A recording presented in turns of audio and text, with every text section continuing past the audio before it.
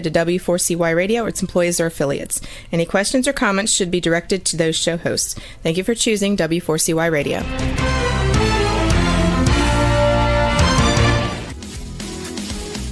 Barry G. Fowler, EA, brings you Tax Talk for You right here on W4CY Radio and Talk4 TV. As an enrolled agent and a national leader in tax resolution, as well as trucker, bookkeeping, and tax planning with over 30 years of experience, Barry will break down taxes, bookkeeping, tax planning, and tax relief for individuals and businesses just like you. So let's have some Tax Talk for You with your host, Barry G. Fowler. Good morning, USA. I've always wanted to do that, kind of like Robin Williams, good morning, Vietnam. Have a little fun. And we're talking about taxes and tax prep. What could be more fun than that? Well, I can think of a lot of things. We get into doing taxes and bookkeeping and stuff for clients, but weekends and evenings, I also get out and do a little bit of ranching and dealing with cattle. So, when you're dealing with cattle and you're checking for pregnancy, you've got to make sure that these cows are open before you take them for artificial insemination and stuff, AI, and you put a nice big plastic bag up your arm and you stick your arm up their rear end and you check to see if they're pregnant. That's the way we feel about taxes sometimes. Do we really want to get into this stuff? Do we really want to do taxes? Man, everybody hates doing taxes. Everybody hates paying taxes. So you got to find ways to pay less, to lower what your burden is for your taxes. And when you're in business, it becomes even more crucial to decrease the burden of taxes and pay less in taxes so that you're putting more money in your pocket, you're saving more money. But today, what do we need to provide our tax preparer information to prepare our taxes? It starts really, really simple. When you're out there dealing with preparing, you're a new client, you're going to have to, provide them your tax identification number, your social security numbers. You're going to have to provide your full name, your date of birth. Most of us are going to require a copy of your driver's license. And then if you're married, we're going to need your spouse's full name, their social security number, and their date of birth, and their driver's license as well. Now remember, hey, nobody can file taxes for you, or they shouldn't be filing taxes for you without your signature. And when you are going to sign your tax return, read it, look through it. Don't just go to the signature page where they tell you to sign. People do this every day. I see this in contracts. I see this with people in business, not paying attention to what they're doing, and they just sign. Read what you're signing. Again, read what you're signing. Go through, make sure the numbers make sense, because you're taking full responsibility for your tax return. Now, if you're a client of ours, every year we provide you with a tax organizer. Go through this tax organizer, answer every question that this is in the organizer, and then make changes to anything that you see that is incorrect or may have changed, or anything that you need to disclose to us or have questions about. Write it down. We're going to ask you those questions. We're going to find out what you have going on. So if you're looking for ways to save money, or maybe you've heard from some other podcast, or you've heard from somebody else, this or that, or you were at a fuel pump, putting gas in your truck, and your neighbor starts talking to you about taxes and there's a tax deduction. Talk to us. Hey, we'll answer the questions for you. That's what we're here to do. What else do you need? Well, you as an individual, you may have identity protection PIN. So if you've actually filed and requested an identity protection PIN from the IRS, you will get that letter every year. So whether it's you or your spouse, you need to provide a copy of that letter to your tax preparer. That PIN is very important. The IRS will not let us file your tax return without that PIN number. It'll come back and say you have an identity protection PIN. So you're going to make sure that you provide that PIN to us for both you and your spouse, or if it's just your spouse, just your spouse. If you're looking for your refund or payment to be automatically either debited to your account or credited from your account, you're going to have to provide your bank's routing number and account number, so that we make sure that we have everything right. We will ask for a voided check just to make sure that you've got the right numbers on there. Now, I know many people don't have checks these days, or you have very few checks. Sometimes it's just making a copy of it, writing void on it, and you'll put that into a secure portal for us.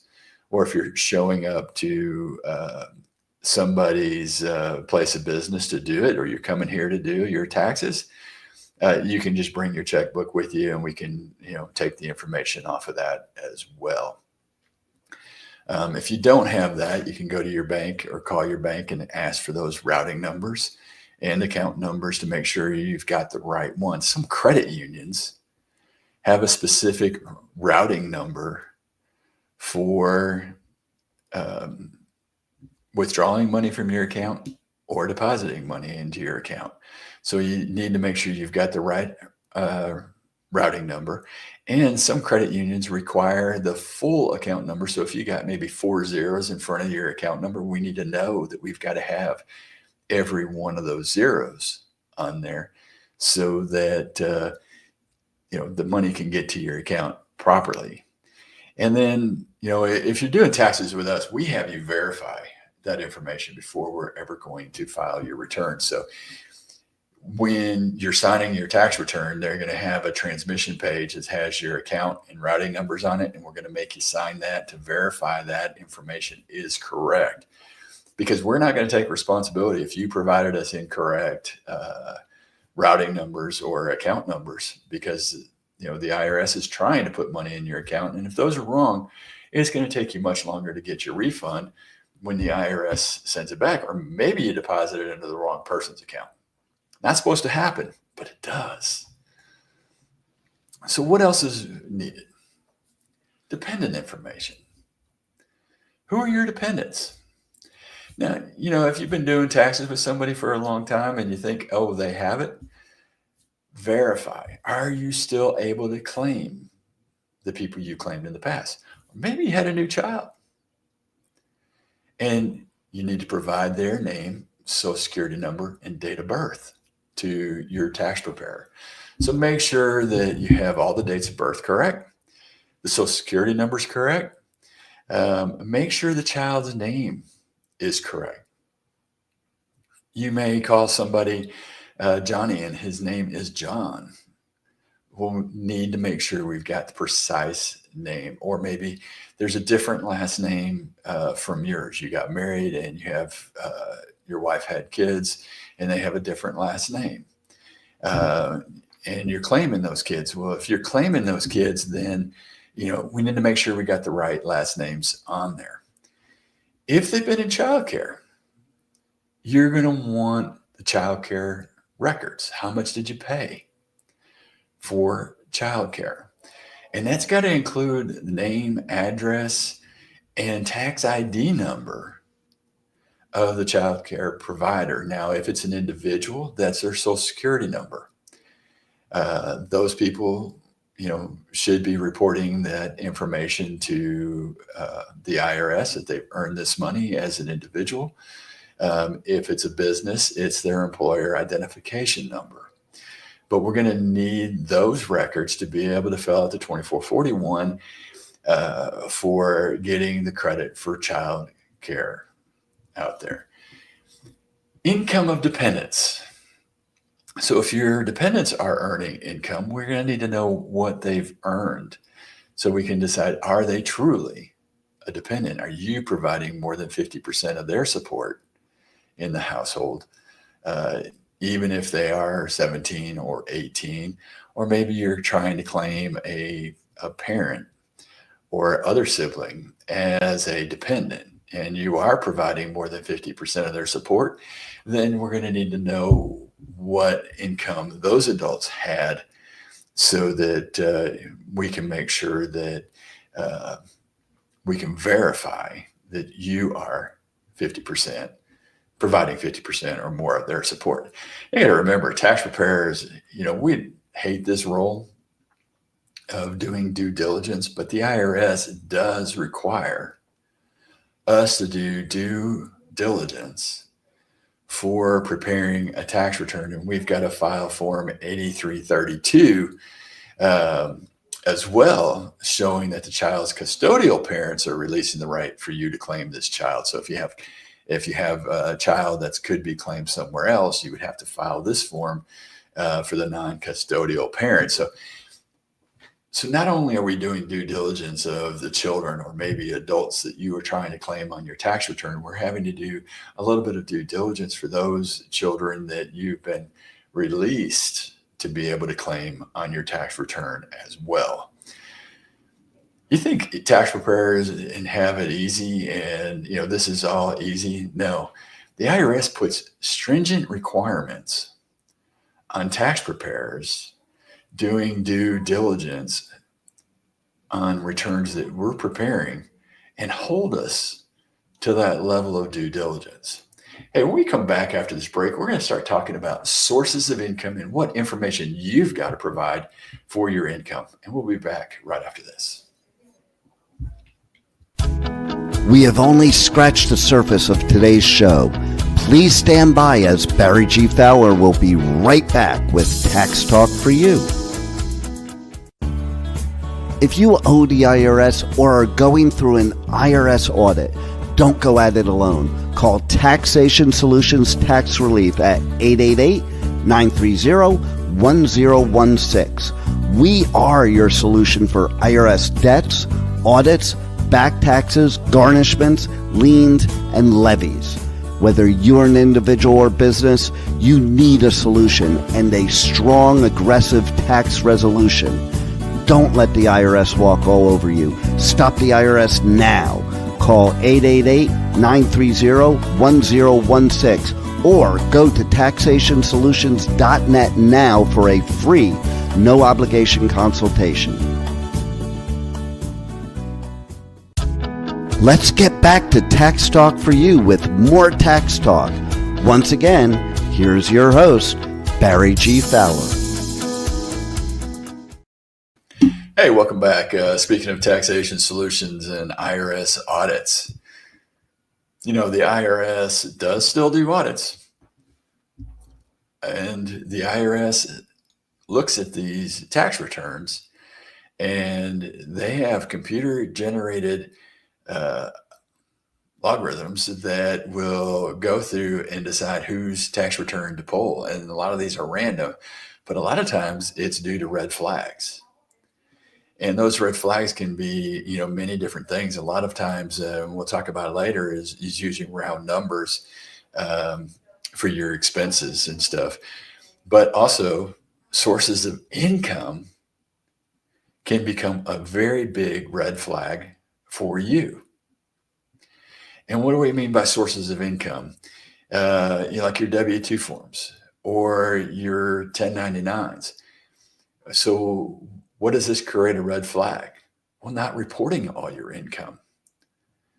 So, maybe it got lost in the mail and you didn't report a 1099 and you were only reporting off of the 1099s and you shorted your income, or you forgot to put a W-2 on there. You forgot about a small job you had.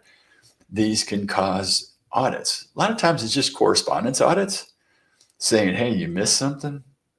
But other times it can create, big audits where you're having to support all of your tax return, especially like if you're in business. So what other sources of income are we looking for? We're looking, of course, those W-2s, but then you're looking at a 1099-G, which is your unemployment. So if you were unemployed, your state is going to send you a 1099-G, and that is taxable income to you. Of course, your 1099s, and those could be your NECs, non-employment compensation. It can be your 1099 miscellaneous for other incomes, rents, royalties, etc. Schedules K1. K1s come from ownership in a S corporation or partnership or limited partnership. Maybe you've done investments and you invested in one of these oil and gas partnerships. They're going to send you a K1. So you got to look at your investments and what you've invested in, and you may be getting a K1 from them. 1099 miscellaneous, always be looking at that. 1099 DIV, dividends, you're going to be looking for those as well. If you have accounts with maybe Schwab or Fidelity and dividends have been going through there, you're going to want to provide the 1099B from your brokerage account. And that's going to list out dividends, interest received, and stock trades, gains or losses on the sale of stocks. So all those are going to be reported as well. Now, if you're self-employed, you get the 1099 NEC, you're also going to need to provide records of all your expenses. In most cases, your preparer is probably going to ask you for a profit and loss, and also possibly a balance sheet, depending on how big you are and how much business you're doing. They're going to be looking for records of all your expenses. Now, hey, don't take it bad if somebody comes to you and asks you for proof behind some of the expenses. Maybe you provided round numbers. They should be asking you, is this correct? Maybe you provided expenses for maintenance and repairs. If you've got a truck or you've got other assets that you spend money on repairing, they're going to be looking for what kind of repairs you did in this business. And realistically, it's repairs that extended the useful life of the equipment, not just general repairs like changing oil on your car or truck or changing the fluids in a piece of equipment. It's going to be, hey, I just replaced my engine, something that extended the useful life. Those kind of repairs are going to be capitalized and depreciated. Make sure that if you bought any other fixed assets in the business, that you've disclosed these to your tax preparer so that they can be recorded correctly and depreciated. Now, most of us are going to ask for that receipt, buyer's order, what gives us the information of what you actually paid for the asset. We have a lot of people that will come to us and say, hey, I paid $75,000 for this tractor. When in reality, they paid $77,392 for that piece of equipment. So you're losing part of a write-off because you're only remembering what you thought you paid, or maybe what you financed portion of it and not the whole thing. Or maybe you're thinking it's $85,000 because you looked at your financing agreement and that's how much you're going to pay over the life of the loan. Well, we've got to get the actual number from the buyer's order to make sure that we're recording this correctly for you, so you get the right write-off of your equipment. We want to make sure that we're dotting the I's and crossing the T's with you to make sure that you're not going to have any hiccups in your taxes. And then you don't come back to us a year or two later and went, well, no, actually, I think we've got the support to show you where these numbers come from. And you can actually see that, hey, these are, correct as you're going. Now, if you're doing bookkeeping with us, with truckertaxtools.com, we're already gathering all this information from you as we go. We get in trouble with people because we ask for too much information, but it's to dot our I's and cross the T's for you, in the purpose of keeping you protected if you were ever to go through an audit, and knowing that your tax return is going to be done correctly with all the information that is required by the IRS to get the tax deduction, depreciation, or even amortization that's out there on your taxes. Now, being in business, a lot of times you may not be renting a place, you may be using a home office. Well, it's a nice little deduction that you can have. A lot of times we use Safe Harbor, where they're just giving you a base amount based on the square footage of the office you use in your house. Now, the IRS has some requirements out there, and those requirements are going to be such that it is used exclusively for business. Nothing else should be going on there. That means, it's not your family room, living room. It's not the children's playroom. It's an office you're using for general and administrative expenses that is used exclusively for office, or an area that's used exclusively for office. That can go, we have people that use a barn out there to store their trucks or their tractors, and they're able to write off the usage of the barn for storage, or maybe they're using it for repairs for their truck or tractor. We're going to be able to show you how you can do that, or even possibly lease it to your business and change the way the income is recorded out there, so that you get a better write-off and help maybe avoid some self-employment taxes out there as well. Now, if you're in business, hopefully you've been making estimated tax payments. See, because you being in business, you're not getting a paycheck. So if you're self-employed and you're doing Schedule C, whatever the bottom line net income on Schedule C is taxed for Social Security, Medicare, and federal income taxes. Social Security and Medicare is going to make up that 15.3% roughly. And then your federal income tax based on, what your taxable income is. And you should have been making estimated tax payments throughout the year, every quarter. The IRS doesn't run regular quarters. It's at April 15th, June 15th, September 15th, and January 15th is when the estimated taxes are due. So make sure you made your estimated tax payments. And a lot of times we tell people, hey, make estimated tax payments easy, make them monthly. If your income's too high, we're going to start talking about tax planning and doing S corps or LLCs as a partnership. Many different options to save you money on your taxes. But it's something that a good tax preparer is going to help guide you down the road to saving money. Hey, when we come back after this break, we're going to start talking about rental properties and rental income. And we'll talk about that right after this. We have only scratched the surface of today's show. Please stand by, as Barry G. Fowler will be right back with Tax Talk for You. As an owner-operator, you already spend too much time away from your family. Trucker Tax Tools handles all your bookkeeping and taxes, no matter what level trucker you are. Life on the road can be taxing, but that doesn't mean that your wallet or time with your family should suffer. Trucker Tax Tools makes your life run smoothly.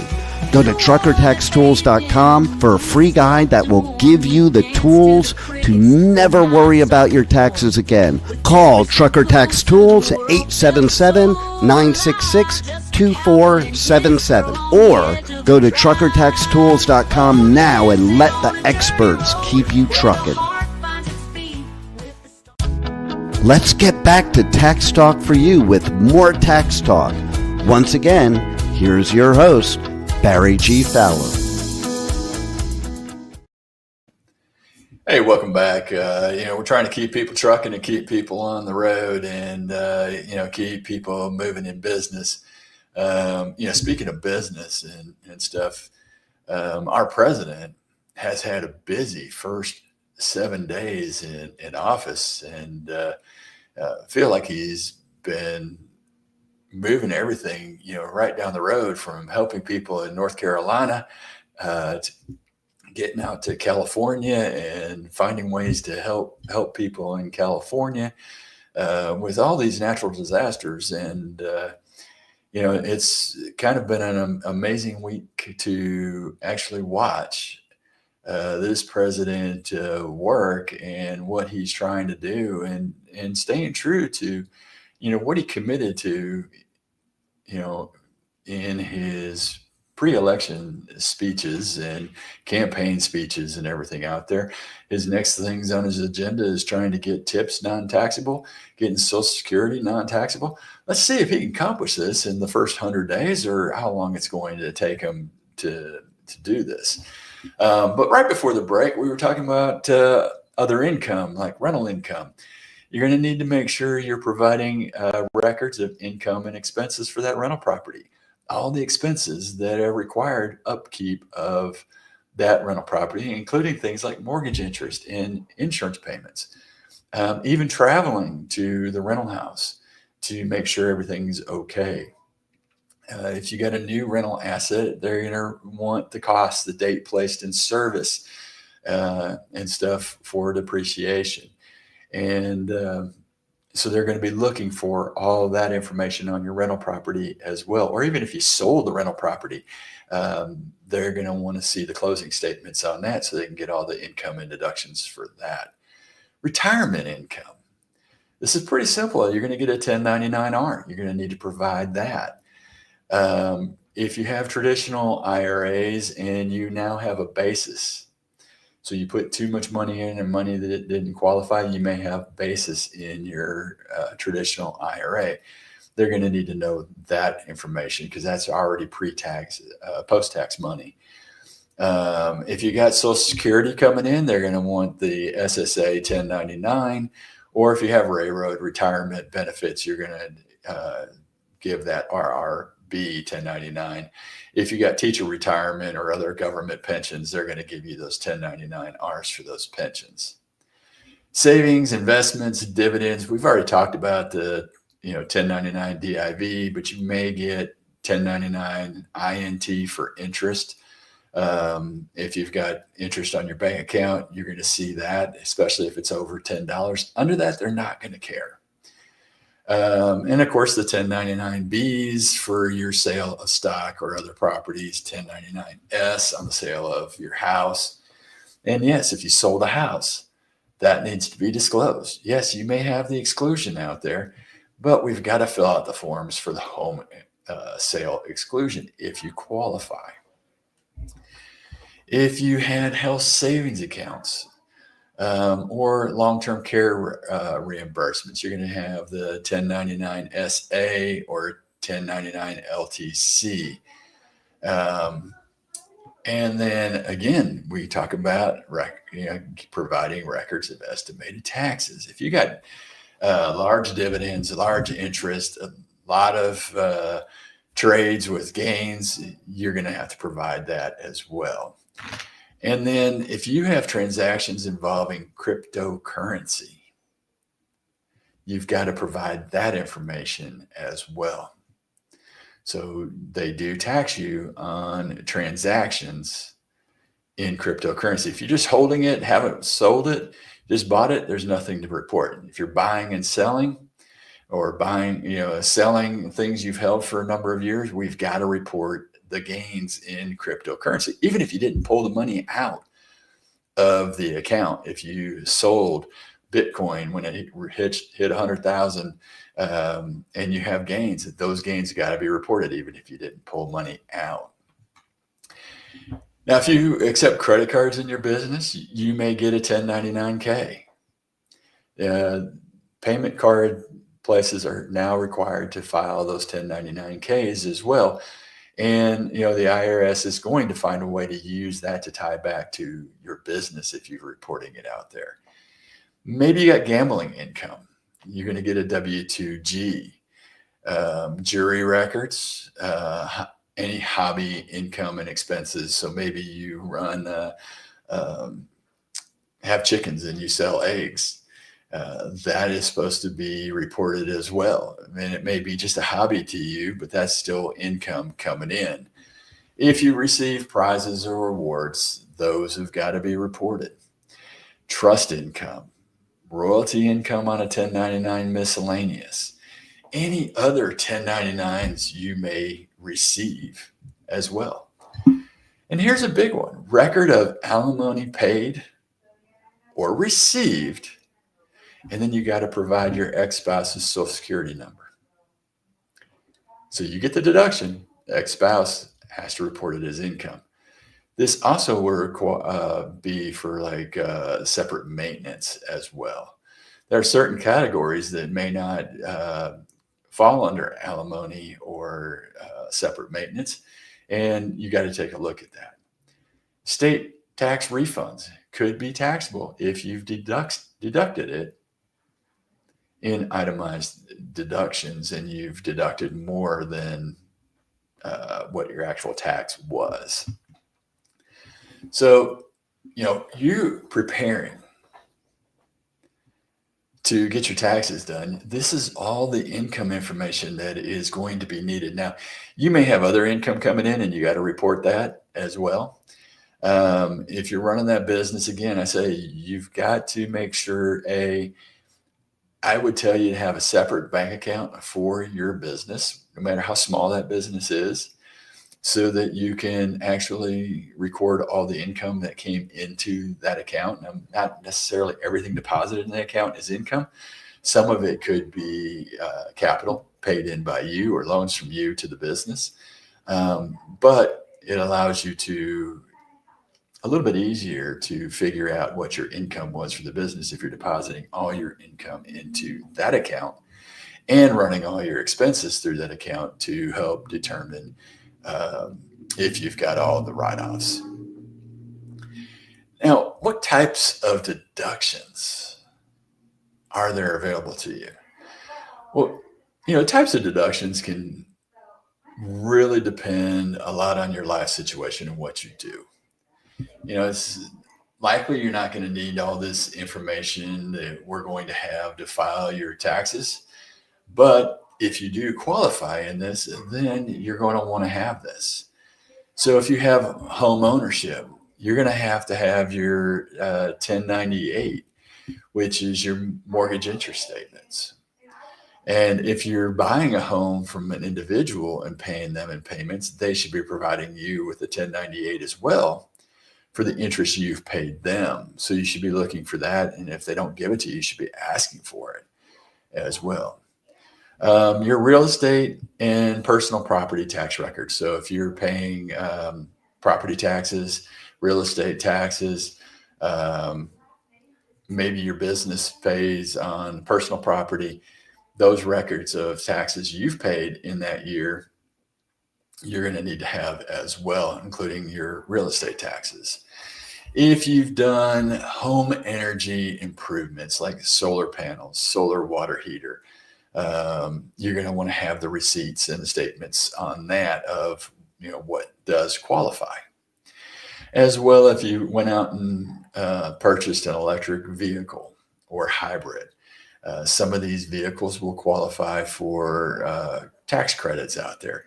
A lot of the dealerships will tell you and give you the information on it. That's information that your tax preparer is going to ask you for to make sure that you have that tax credit for getting, that electric vehicle out there. A lot of times you might want to verify before you even finalize the payment and the plan on the electric vehicle does that vehicle actually qualify for the credits before you sign the dotted line, if that's the reason you're buying the vehicle. And the other thing you're going to need is any other 1098 series forms that are going to be out there. So if you got provided a form, hey, bring that form in. Even if we don't need it as a tax preparer, that's information that we might need, and we could set it aside if it's not needed. It's not a big deal. We'd rather have more information than too little of information out there. Charitable donations. How much did you give to church or other schools, other charitable organizations? Any records of non-cash donations, and the number of miles you may have driven for charitable medical purposes. Now, this isn't always needed. It's only going to be if you're going to get over the standard deduction. And standard deductions are really pretty high. So getting over that means you have a lot of mortgage interest, a lot of property taxes up to the $10,000 limit. Then we might be able to get into charitable deductions. And when we come back after this break, we're going to talk about medical expenses, health insurance, childcare expenses, educational expenses, and much more. We'll be right back after this. We have only scratched the surface of today's show. Please stand by as Barry G. Fowler will be right back with Tax Talk for You. As an owner-operator, you already spend too much time away from your family. Stop spending time doing paperwork. Go to truckertaxtools.com, a solution built specifically for truckers. Truckertaxtools.com makes your life run smoothly. Let's get back to Tax Talk for You with more Tax Talk.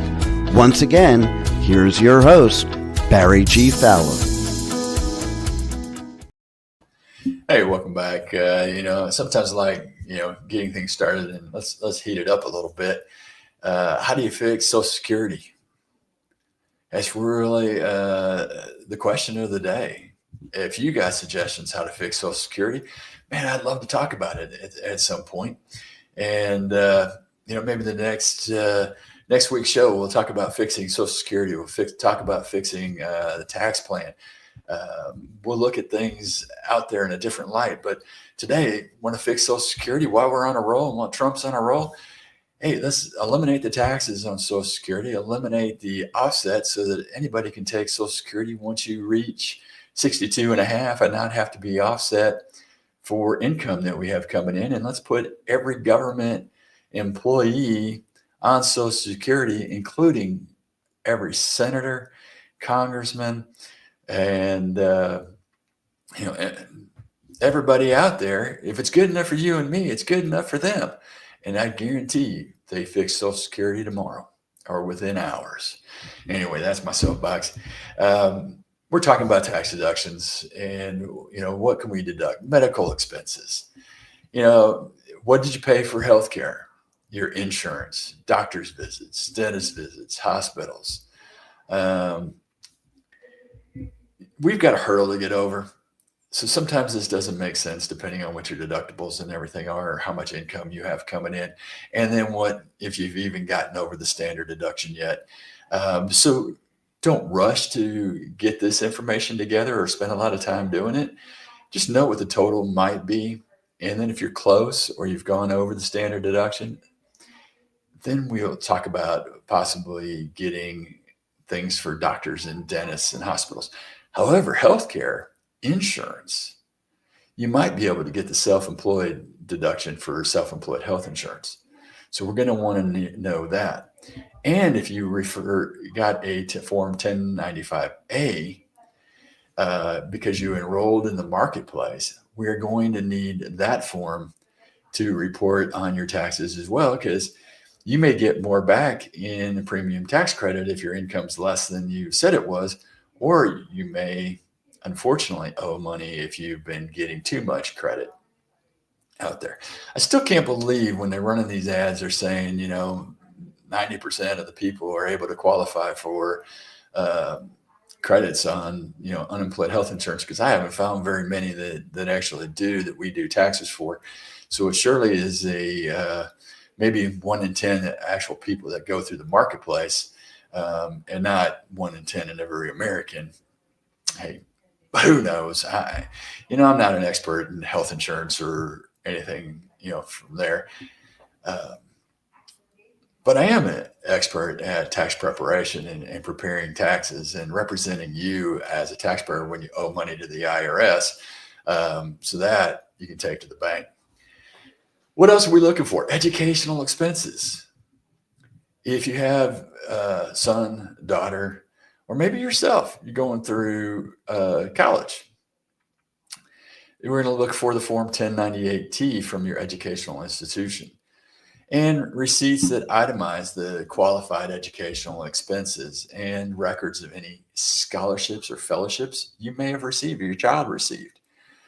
Form 1098-E if you've been paying student loan interest. Now, there's a bunch of tax credits you possibly could get.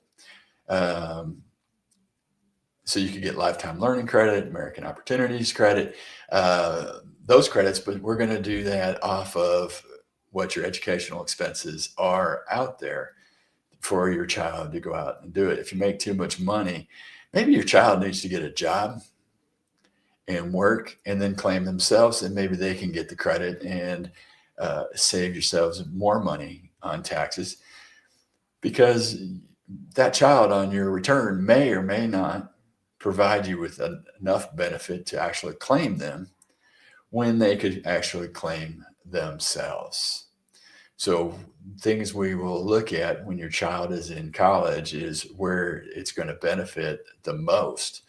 And a lot of times them getting a job can get them to where they're supporting themselves, especially if they're using student loans or other grants and scholarships out there to pay their bills for college, and then get the tax credits above and beyond that. Retirement savings. You're going to get a Form 5498 showing your IRA contributions.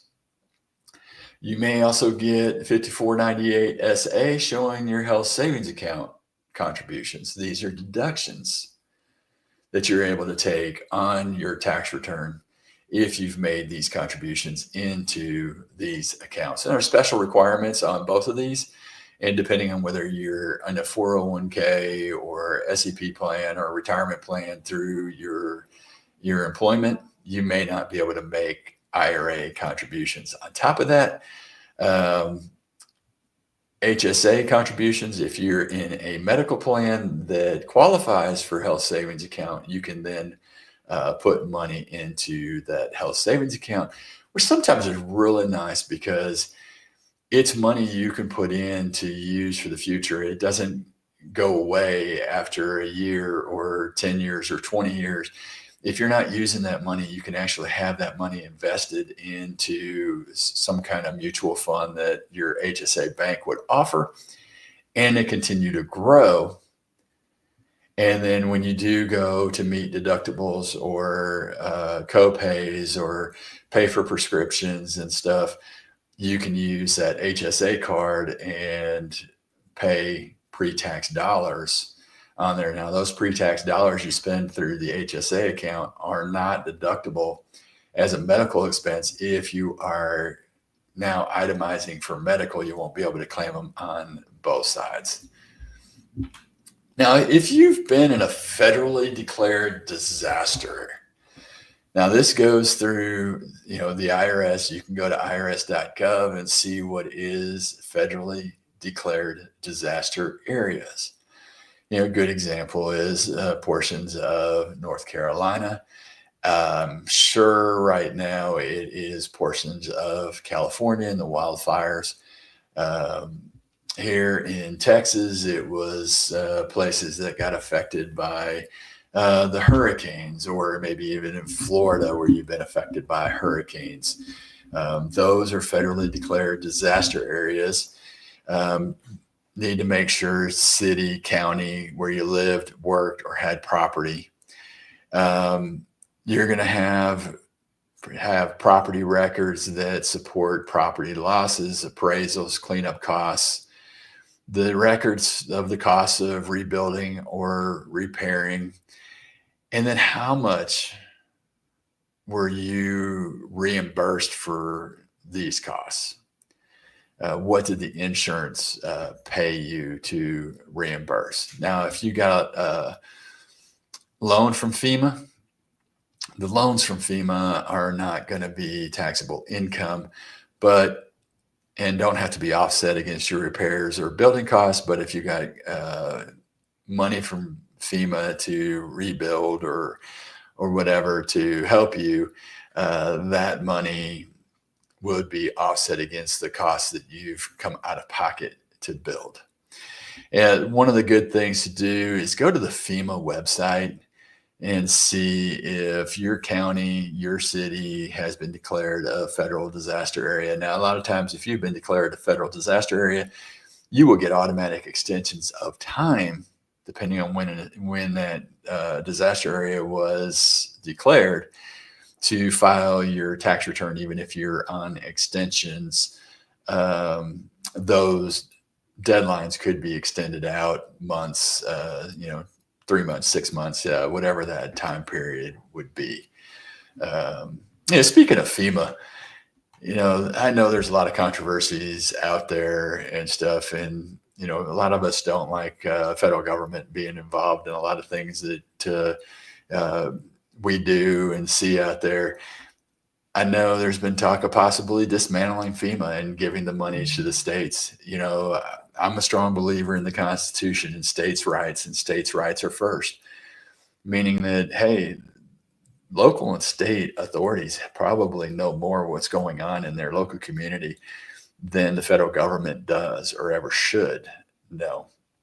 And maybe giving the money to the local authorities to get out to help the people in their community might be the best thing to do. I don't know. We'll wait and see, what Trump comes out with, regards to this.